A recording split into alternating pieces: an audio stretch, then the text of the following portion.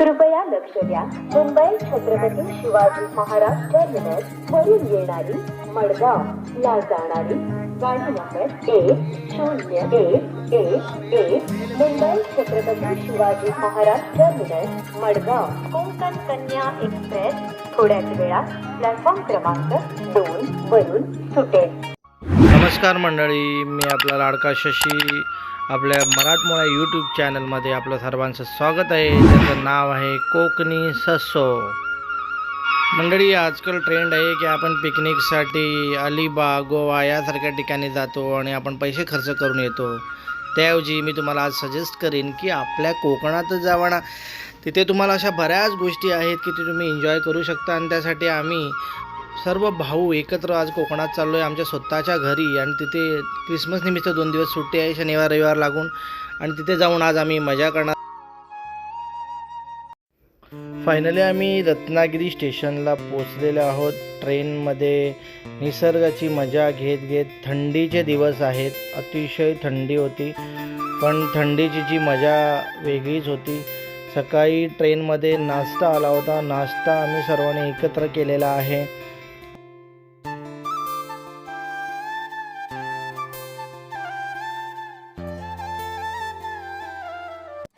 बघता बघता राजापूर स्टेशन आलेलं आहे. आणि फायनली मी राजापूरचा असल्यामुळे देवाच्या उठण्याचा आपण आता राजापूरला रिक्षा पाहणार आहोत. आम्ही रिक्षावाल्याला आधीच सांगून ठेवलेलं. असंही तुम्ही गेला तर तिथे शेअर रिक्षा अवेलेबल असतात.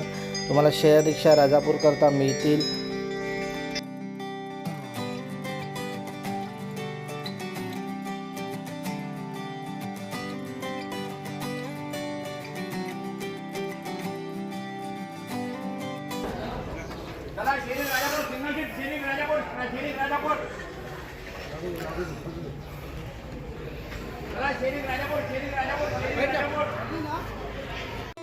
फायनली आमचा रिक्षावाला आलेला आहे आणि मी माझ्या गावाला चाललो आहे. घोडेपोईमध्ये पहा, दोन्ही बाजूने किती रम्य अशी झाडी आहे.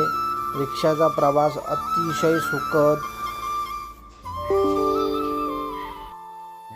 मित्रांनो, निसर्गाने आपल्याला भरभरून असं कोकण दिलेलं आहे. आणि तरीसुद्धा या कोकणाची मजा न घेता आपण गोवा, अलिबाग, मुंबई इतर अनेक ठिकाणी जाऊन आपण मजा करत असतो. हीच मजा तुम्ही कोकणात जाऊन करा ना. पहा, निसर्गाच्या सानिध्यात तुम्हाला किती मजा येईल. कोकणात येऊन मजा करण्याचे अनेक फायदे आहेत. एकतर तुम्ही स्वतःच्या घरी येऊन राहू शकता. तुमच्या वाटेकडे डोळे लावून बसणारी म्हातारी माणसं, त्यांना तुम्ही भेटू शकता. आणि सतत तुम्ही कोकणात येत राहिल्यामुळे इथल्या स्थानिक लोकांना रोजगार निर्मिती होऊ शकते. फायनली मी माझ्या घरापर्यंत पोचलेलो आहे. राजापुरातून निघताना आम्हाला हा एक शिंपल्याचा प्रकार आहे, हा आम्हाला सापडला. आम्ही तो विकत घेऊन घरी घेऊन आलेलो आहे. आज आम्ही फक्त भाऊ ही कोकणची मजा घ्यायला आलेलो आहेत. आज आमच्यासोबत आमच्या फॅमिली नाही आहेत. जसं आम्ही गाडीतून उतरलो तसं सगळे फ्रेश होऊन लगेचच जेवणाची तयारी करायला लागलेलो आहेत. हे आमची उत्सव मूर्ती आहेत अशोकदादा, यांनी सगळी जेवणाची तयारी केलेली आहे. आज आम्ही स्वतःच जेवण बनवून खाऊन एन्जॉय करणार आहोत.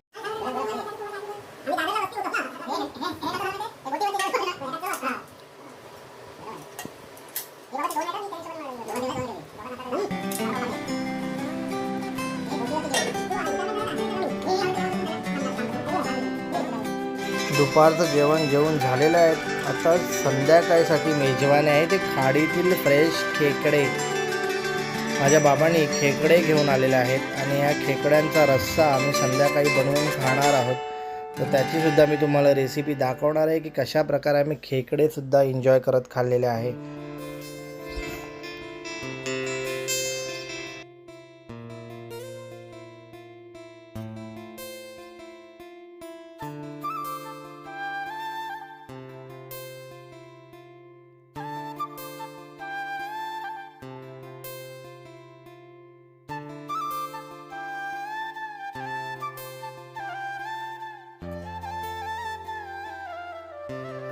मंडळी, जेवण बनायला खूप वेळ होता. तोपर्यंत आम्ही तंदुरीची तयारी केली होती.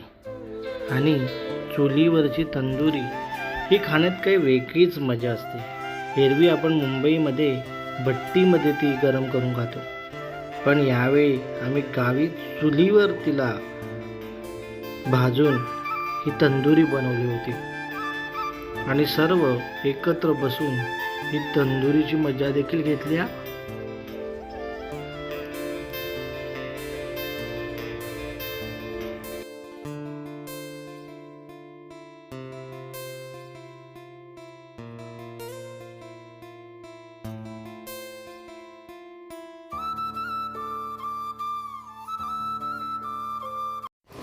एकत्र कुटुंब पद्धती काय असते याचं उत्तम उदाहरण. नाहीतर आजकाल एवढे भाऊ एकत्र बसून जेवताना कुठे दिसतात.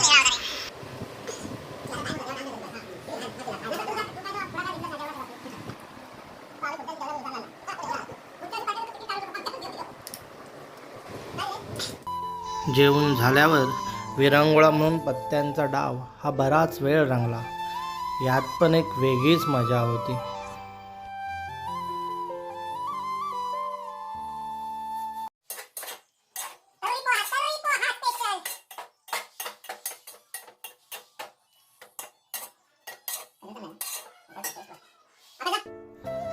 दोन दिवसाची मज्जा संपली आणि चालू झाला परतीचा प्रवास. गावच्या म्हाताऱ्या लोकांमध्ये खेळीमेळीच्या वातावरणात 2 दिवस हे 2 तासासारखे वाटले होते. आणि आम्ही आठवणी घेऊन निघालो मुंबईच्या परतीच्या प्रवासाकडे, जो सतत नको नकोसा वाटत असतो. व्हिडिओ आवडल्यास लाईक, शेअर आणि सबस्क्राईब करा आणि आपल्या कोकणी ससो या चॅनलला सबस्क्राईब करा.